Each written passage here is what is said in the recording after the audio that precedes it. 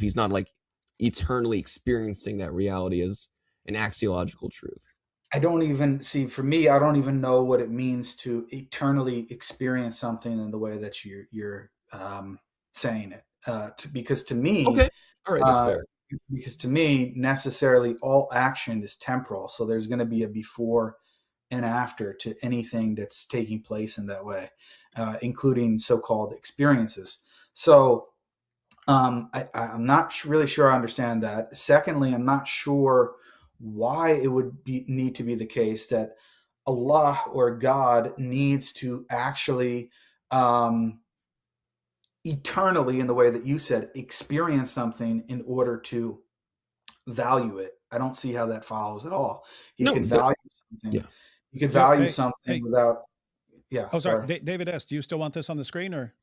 Oh, we'll take it off for a second, then we'll go to Take the it other off. slide I'm so I just can show looking you at it. some. Yeah, I can't see anybody. Yeah, I just realized that too.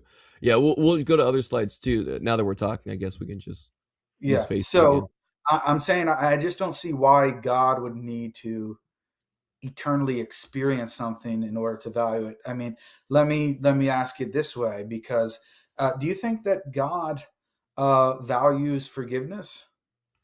I think that God values the so again, that's like remember how I talked about, this kind of weaker form of immutability. There's like kinds of things that God values, right? Like these categories of action.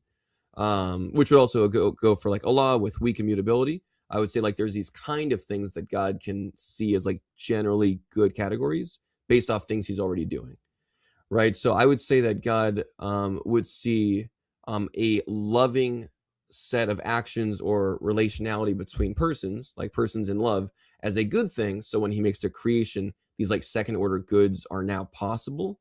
But those are only things that God sees as beneficial for humans because there's some sense of pre-existence within the fact that the Trinitarian God says, "Hey, I eternally see a right set of relationality between persons as a good thing. I see love as a good thing between persons, and so in a creation that would just manifest as like forgiveness, right? Being like an extension, and so." But also back to your point, and I think it's an important point that you brought up that you asked about. Why would God have to, like eternally experience something for him to see it as valuable or good? It's not so much like, well, okay, some would actually argue he does have to for the sake of like logic in terms of like axiological necessity. Why would he see something as axiologically meaningful if he doesn't, see it in himself? Because Allah sees himself as the most perfect thing. So obviously he would see those aspects of himself as things to be willed. But let's say it's not even like logically necessary, even though some people would argue that.